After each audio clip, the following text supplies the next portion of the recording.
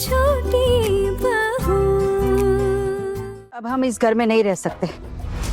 आप इस तरह से हमारी रोज बेइज्जती करती रहेगी ना, तो हमारे इस घर में रहने का कोई मतलब ही नहीं। अब अगर आप इस घर में नहीं रहना चाहती हैं और अगर आपको इस घर में रहना अच्छा नहीं लग रहा है, तो अब मैं आपको रोकूंगी नहीं। हम भी ये घर छोड़कर चले जाएंगे। घुमा फिरा अगर आप यही तो बोलना चाह रही हैं ना। अब मैं किसी को बांध कर तो नहीं रख सकती ना देवर जी। आपके भैया आप लोगों को इस घर में लेकर आए थे, तब भी मुझे कोई दिक्कत नहीं थी, और अगर आज इस घर से कोई जाना चाहेगा तो भी मुझे कोई दिक्कत नहीं होगी।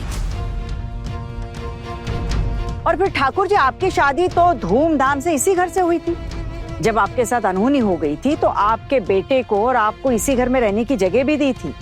आपके बेटे की परवरिश अपने सगे बेटों से कम नहीं की है मैंने, और वही आज आपका ये बेटा बड़ा हो गया है, काबिल हो गया है। मैंने तो हमेशा दिल में जगह दी है सबको। मैंने कभी किसी को ये महसूस नहीं होने दिया कि ये घर उनका नहीं है। लेकिन अब अगर बात बात पर आप लोग यही कहेंगे कि ये पुरखों का घर है, तो मैं याद दिलाऊं कि आप सबको अपने पुरखों के घर की हालत पता थी। और देवर जी, आपने अपने पुरखों के घर के जायदाद में से नगद में हक लिया था। जब आपके भैया ने ये घर बनवाया था, तब आपको यही बोलकर लेकर आए थे रहने के लिए कि आपकी कमाई ज्यादा नहीं है, साथ रहने से आपकी मदद हो जाएगी। क्या आप ये सारी बातें भूल गए, या फिर ये बात मानने से ही इनकार कर देंगे अब आप? देखिए भाभी, आपने अभी जो कुछ भी कहा ना, वो 100% सही है। लेकिन इस बात से ये बात तो गलत साबित नहीं होती ना कि आप अपने मायके के पड़ोस में रहने वाले किसी पराये मर्द के साथ घूमने चली गई।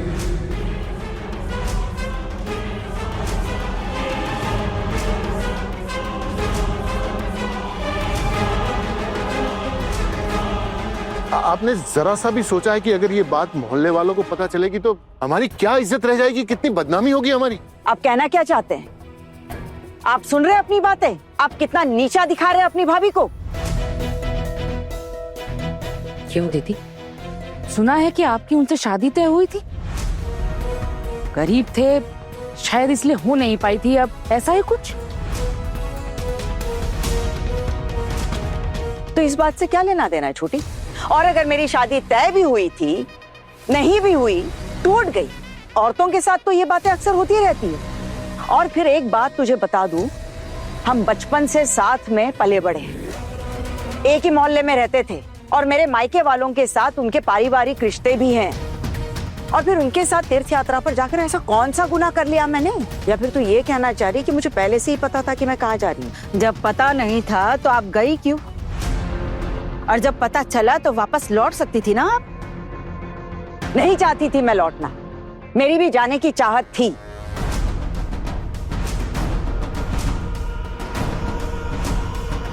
कोई आज तक मुझे कहीं लेकर नहीं गया है, या फिर इस घर गृहस्थी की जिम्मेदारियों से बाहर निकल पाई हूं मैं। छोटी और देवर जी भी घूमने चले गए थे, क्या तब मेरी याद आई थी तुम्हें? और रहा आपका बेटा, वो तो ना आपको ले जाएगा और ना ही मुझे। और मेरे दोनों बेटे, एक की तो हैसियत नहीं है और दूसरे की इच्छा नहीं है। और अगर ऐसे में मेरी बहुओं ने मेरे खुशियों के बारे में सोचकर मुझे तीर्थ यात्रा पर भेज दिया, तो कौन सा बड़ा गुनाह कर दिया? और मैं अपने किसी परिचित के साथ चली गई तो अचानक से ये बेइज्जती की माला क्यों जापने लगी? अगर मेरे साथ रहने में इतनी ही बेइज्जती महसूस हो रही है तो यहाँ से आप लोग जा सकते हैं, इस घर के दरवाजे खुले हैं।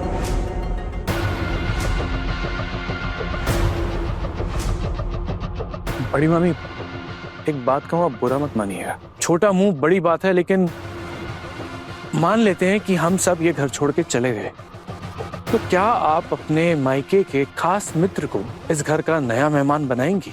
जबान संभाल के बोल तू, वरना मेरी एक झापड़ तेरी सारी हेकड़ी निकाल देगी।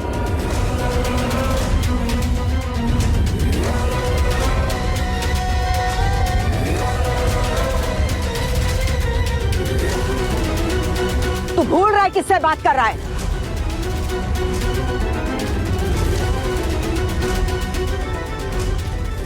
अरे मामी, मैंने क्या गलत कह दिया?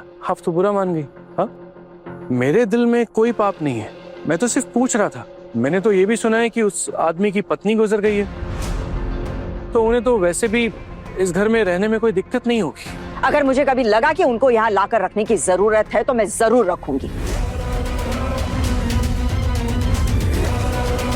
और एक बात कान खोल के सुन लो सब, किसी में इतनी हिम्मत नहीं कि मुझे रोक सके, लेकिन इसकी जरूरत नहीं पड़ेगी क्योंकि उनका अपना घर परिवार है और वो यहां पर आकर क्यों रहने लगे। और अगर वो आकर रहते भी हैं तो ये हमारी खुशकिस्मती होगी कि इतने ज्ञानी इंसान हमारे घर में रह रहे हैं। और अगर तू ये सोच रहा है कि इतनी भद्दी बातें करके तू मुझे परेशान करेगा तो ये तेरी बहुत बड़ी भूल है।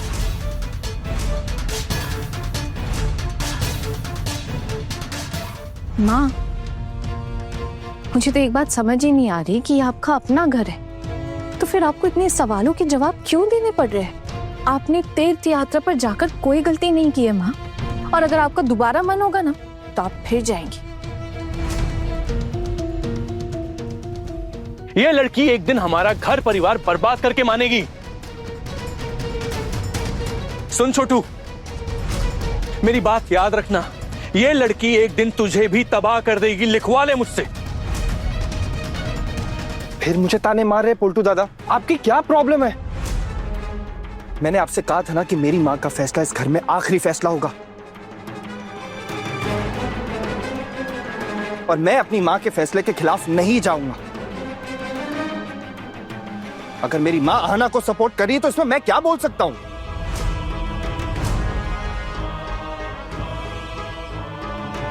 आपको जरा सी भी शर्म नहीं आती है?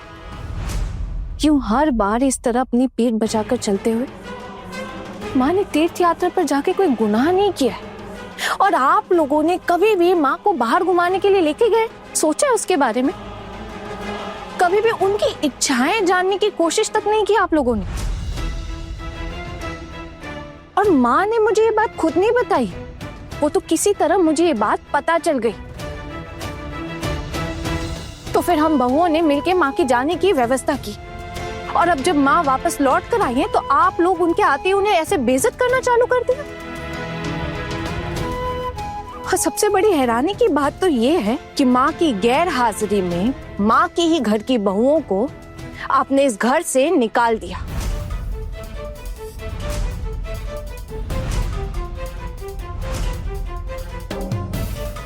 और आपको ये हक दिया किसने पोल्टू दादा? जवाब दीजिए। नहीं, मेरा मतलब है कि आप सिर्फ अपनी पत्नी के बारे में डिसीजन ले सकते हैं। दूसरों की पत्नियों को आदेश देने का हक किसने दिया आपको? इतनी हिम्मत आई कहां से आपके अंदर? क्या सोचा आपने? किस हैसियत से बाहर निकाला हमें इस घर से? क्या सोच रहे थे आप कि आप हमें इस घर से निकाल देंगे तो हम चुपचाप अपने मायके वापस लौट जाएंगे? सुन रहे छोटू, किस तरह से क्या क्या बोले जा रही है मुझको ये?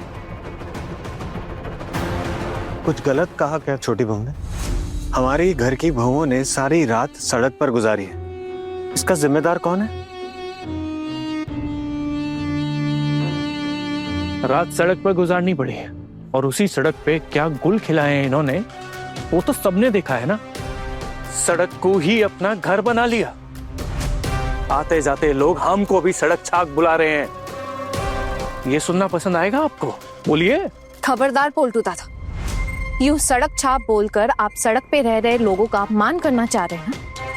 और एक बात कहूं, जो लोग सड़क पे रहते हैं ना, उनमें भी कई लोगों का दिल ना आपसे कई ज्यादा अच्छा है। हाँ, बस बड़ी बड़ी बातें करवा लो तुमसे, यही सब आता है ना तुम्हें। घर की बहुओं से पता नहीं क्या क्या करवा लिया। मेरी बीवी से बीच मैदान में सबके सामने कबड्डी कबड्डी खिलवा रही थी ये। आप एक बात बताइए, मैं क्या कोई दूध पीती बच्ची हूँ? क्या आना जो भी बोलेगी मैं वो करूंगी? असल में आपको पता ही नहीं है, आप जानते भी हैं मैं शादी से पहले ना कबड्डी में स्टेट लेवल की चैंपियन रही हूँ। सुना आपने? और मैंने बहुत सारे वो क्या कहते हैं जीजी, वो प्राइज बहुत सारे प्राइजेस भी जीते हैं। कई अलग अलग जगह पे मैं खेलने भी गई हूँ। वो होते हैं ना वो टूर्नामेंट में। आप क्या जानेंगे? और आप जानते हैं मैंने कभी आपको ये बात क्यों नहीं बताई? क्योंकि मेरे माँ बाप को लगता था कि जिस दिन मैंने ये बात आपको बता दी ना तो आप मेरी शादी ही तोड़ देंगे। आपको पता है मैं मान चुकी थी कि शायद यही मेरी जिंदगी है। मैंने समझौता कर लिया था। मैं क्योंकि आप क्या कहते हो बेवकूफ हूं ना, भोली हूं, बेवकूफ नहीं हूं। इसलिए आपने मेरा हमेशा मजाक उड़ाया, हमेशा ताने मारे, हमेशा उल्टी सीधी सुनाई सबके सामने। कभी इज्जत की मेरी आपने? कभी नहीं। मैं तरसती रही आप मेरी इज्जत करेंगे, पर आपने कभी इज्जत नहीं की। हमेशा डांटते रहते हैं, कभी इसके सामने कभी उसके सामने। पता है अब ना मेरे को आपकी डांट से कोई फर्क ही नहीं पड़ता। और ये जो फर्जी के आपके अनुशासन है ना, ये अब भाड़ में जाए।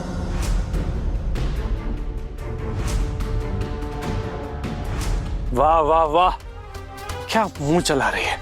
दादा भाई देख रहे हैं कैसे घर की एक बहू ने आंदोलन छेड़ रखा है इस घर में, इस घर को बर्बाद करने का।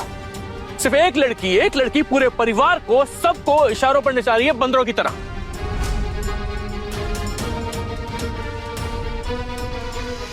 रहने दे पुल्टू, तुझे कुछ भी कहने की जरूरत नहीं है। तेरी पत्नी है, तू जो फैसला लेगा ना वही होगा। चल हम कहीं और किराए का मकान लेकर रहते हैं। यहाँ रहेगा ना तो तेरी बीवी पर तेरा कोई हक नहीं रहेगा। वैसे भी तेरी बीवी तो दिमाग से पैदल है ही। ये लोग तेरी बीवी को बहला फुसलाकर ऐसा काम करवाएंगे ना कि तुझे इस बेवकूफ को अपनी पत्नी कहने में भी शर्म आएगी। क्या बोल रही हैं आप पिशीमा? क्या गलत बोल रही हूँ? जो भी कहा ना बिल्कुल सही कहा। और तू बता, तेरी अकल कहाँ चली गई थी घास चरने? हाँ, ऐसे सबके सामने चिल्ला चिल्ला कर गाना गा रही थी। पहले तो तुझे ऐसे कभी गाना गाते हुए नहीं सुना। अब ऐसा क्या हो गया? हाँ, ऐसे कौन सा कीड़ा काट गया तुझे कलाकार बनने का? तेरे माँ बाप ने तो हमें कभी ये नहीं बताया। मेरी माँ गायकों के खानदान से ताल्लुक रखती हैं और ये बात आप बहुत अच्छी तरह से जानती हैं। मेरे मायके में लगभग सभी लोग गाना गाते हैं और अगर उनकी बेटी गाना गाना जानती है तो ये तो बहुत आम सी बात है पिशीमा। अगर ये बात आपको समझ नहीं आती तो आपकी समझ कम है, मेरी कोई गलती नहीं है इसमें। और अगर आपने कभी मुझे गाते हुए नहीं सुना तो इसका ये मतलब तो नहीं है कि मैं गाना नहीं गा सकती, क्या मुझे गाना गाना पसंद नहीं है, क्या मैं कभी गाना गाऊंगी नहीं।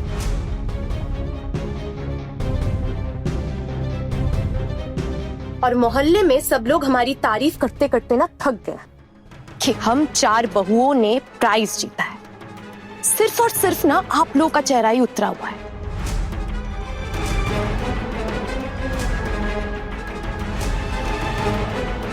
ये सब समझने के लिए सही सोच और सही समझ का होना बहुत जरूरी है। भगवान ने शायद ये क्षमता सबको नहीं दी है, इसलिए शायद भगवान से सद्बुद्धि का दिन भर जाप करते हैं लेकिन कर्म सही नहीं करते। जिस घर की मुखिया ही घर गृहस्थी से भटक जाए, खुद ही अनुशासन भूल जाए, उस घर में अनुशासन की उम्मीद रखना ही बेकार है। सब हमारे ऊपर ही पाबंदियां थी, पाबंदियां कम नाटक ज्यादा थे। असली चेहरा तो अब बाहर निकल कर आया है जब साथ देने वाले आ गई इस घर में। साथ देने वाले की ही कमी थी इतने दिनों तक। अच्छा हुआ भैया हमें छोड़कर चले गए, नहीं तो ये सब देखते ना तो वो सह नहीं पाते। ठाकुर जी, आपकी बातें सुन रही हूँ, इसका मतलब ये नहीं कि आप अपनी हदें पार करें। आपकी शादी हो गई है, अब उस हिसाब से आप इस घर के सदस्य नहीं हैं और आपको ये सब कहने का हक तो बिल्कुल भी नहीं है। जब तक आपके भैया जिंदा थे तब तक शायद थोड़ा बहुत हक था, लेकिन आप बिल्कुल भी नहीं है। और फिर आप मुझे क्या अनुशासन सिखा रहे हो? मैं आज तक आपकी बातें सुनती आई हूँ, इसका मतलब ये नहीं कि आप मुझ पर अपना हक जमाने लगे। यही सोचती थी कि आपकी अपनी घर गृहस्थी नहीं है तो आपको बिचारी समझकर हमेशा आपकी बातें मान लेती थी, लेकिन अब देख रही हूँ कि ज्यादा लगाव दिखाना मेरे लिए जहर होता जा रहा है। इतने सालों यहाँ रहने के बाद आपने तो बड़ी आसानी से हमें यहाँ से जाने को कह दिया थी, लेकिन आपने टुकुन से निकलने को नहीं कहा। क्यों? क्योंकि वो एक अच्छी नौकरी करता है अच्छे पैसे कमाता है इसीलिए ना। अगर तुझ में थोड़ी सी भी तमीज होती है ना छोटी, तो तू आज टुकुन की नौकरी को लेकर ये बात नहीं कहती। और ये मत भूल, इस नौकरी के पीछे भी इसी घर के लोगों का हाथ है। टुकुन की पढ़ाई लिखाई तेरे जेठ जी ने ही पूरी की है। और रही खर्चे की बात, तो तेरे टुकुन के तनख्वाह में से, बोल टुकुन, बता तेरी माँ को, तेरी तनख्वाह में से कभी निजी खर्च के लिए पैसे इस्तेमाल किए हैं क्या? सारे पैसे इस घर खर्च में ही इस्तेमाल हुए हैं। और तूने आज कितनी बड़ी बात कह दी छोटी। सच में तेरी सोच बहुत ही नीचे गिर गई है। मैंने घर छोड़कर जाने के लिए सिर्फ इसलिए कहा क्योंकि तुम ही लोगों को घर में रहने से दिक्कत हो रही है, और मैं नहीं चाहती कि मेरे घर में रहकर तुम लोगों को कोई दिक्कत हो। मैं तो आज भी सबके साथ रहकर ही गृहस्थी चलाना चाहती हूँ, लेकिन अगर किसी को परेशानी हो ही रही है तो मैं क्या ही कर सकती हूँ। क्या कहूँ बड़ी मामी, अगर सब इस घर में मिलजुल कर रहे तो रह सकते हैं। ये घर की बहुओं ने जो इस घर का हाल किया है ना, उसे देखकर लगता नहीं है ये सब अब मुमकिन है। मेरे घर में अब यही चलेगा पुलटू। मतलब तो साफ है ना पुलटू दादा। अब बड़ी माँ को समझ आ चुका है कि उनके घर की खुशियाँ उनकी घर की बहुओं की खुशी में ही है, इसलिए वो अपने बहुओं को खुश रखने के लिए हमेशा कोशिश करती रहेंगी। बहुओं की खुशियाँ भी तो जायज है ना, वो अपना हुनर दिखा के प्राइज जीत के लेकर आई है इस घर में। कुछ गलत नहीं किया उन्होंने बाहर वहाँ पे। और अगर आपको यहाँ पे रहना सही नहीं लगता है और ये सब देखना सही नहीं लग रहा है, तो आप देख लीजिए जो आपके लिए सही रहेगा। टुकुन तू तो चुप ही रहे, तुझे बिल्कुल भी समझ नहीं है। तेरी बीवी ने क्या हरकत की है बीच मैदान में, और तू यहाँ उसे अपने सर पे चढ़ा कर नचा रहा है। वो मेरी पत्नी है पोल्टू दादा, तो फैसला भी मेरा ही होगा कि उसको सर पर चढ़ाकर नचाना है या फिर आपकी तरह अपनी पत्नी को पैरों की जूती बनाकर रखना है। और आपको हमारे बारे में कुछ भी कहने का हक नहीं है। और अगर माँ बाबा ये घर को छोड़कर चले जाते हैं तो ठीक है, मैं भी मीता को अपने साथ अपने काम की जगह पर लेकर जाऊंगा। मुझे कोई हर्ज नहीं है उसको अपने साथ रखने में। और फिर मेरा क्या है, जब भी छुट्टियों में आऊंगा तो इसी घर में ही आऊंगा, क्योंकि मेरे लिए तो ये घर ही मेरा घर है। मेरा तो पूरा बचपन ही बीता है, और ना मैं बड़ी माँ को छोड़कर कभी रहा हूं और ना ही आगे कभी रहूंगा।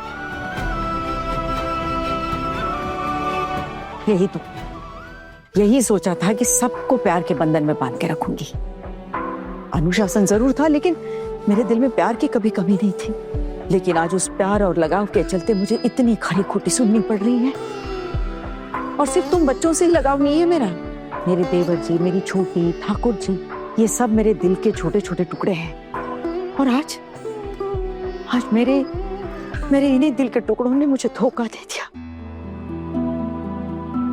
कितनी घटिया बातें की है मेरे बारे में।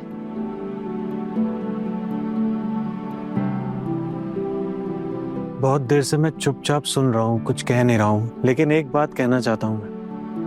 आपकी बड़ी बहू के गाना गाने से मुझे जरा भी दिक्कत नहीं हुई। उल्टा मुझे ऐसा लगा कि मैं उसके काबिल ही नहीं हूं। इतनी होनहार होने के बावजूद अपना सपना भुलाकर वो मेरे साथ इतने सालों से अपनी गृहस्थी संभाल रही। कभी मेरी गरीबी से उसे तकलीफ नहीं हुई, उल्टा दिन भर परिवार के लिए मेहनत करती रही ताकि मेरा सर ना झुके। मैं जिंदगी भर चारू का कर्जदार रहूंगा। कर्जदारी क्यों? उसके पैरों में अपना सर रख दे।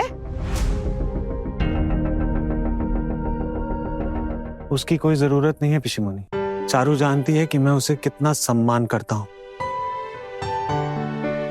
ये गृहस्थी संभाल रही है, मेरे लिए यही सबसे बड़ा आशीर्वाद है। कोई और होती तो इस परिवार में नहीं रह पाती। मैं कम कमाता हूँ, इसलिए इस घर के कई लोग मुझ पे ताना भी मारते, लेकिन चारू इस घर के लिए मेहनत करके सब चुका देती। इतना अच्छा गाना गाती है वो। अगर गाना गाना सिखाती ना तो कम नहीं कमाती। इस परिवार के लिए इसने अपने सपनों को त्याग दिया, और अब इसके लिए मुझे इसका जिंदगी भर कर्जदार रहना पड़े या उसे सम्मान देना पड़े तो मुझे कोई दिक्कत नहीं है। मुझे गर्व है अपनी बीवी पर।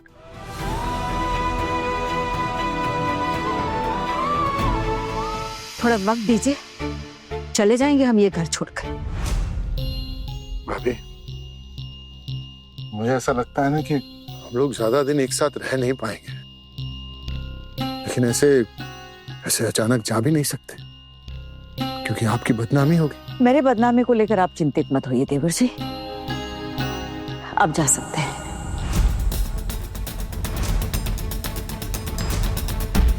आप ये बात कह सकती हैं भाभी, बिल्कुल कह सकती हैं। आपके लिए तो बहुत आसान है ना ये बात बोलना। मैं इतने समय से आपके साथ रह रहा हूँ, आपको भगवान माना है। मैं तो ये सोच भी नहीं सकता भाभी। अब लग रहा है कि मुझे ये सोचना पड़ेगा। हम नहीं चाहते कि कोई भी ये घर छोड़कर जाए, और ना ही मेरी सासू माँ चाहती है। लेकिन एक बात तो सही है कि अब हम दूसरों की इच्छाओं पे अपनी जिंदगी नहीं जिएंगे। 2 दिन आप लोगों ने हमारा अपमान किया, हम लोगों को ऐसे घर के बाहर रहना पड़ा। फिर भी हम सब वापस लौट कर आए और एक साथ रहना भी चाहते। बड़े घर की छोटी बहू, रात 9 बजे दंगल टीवी पर।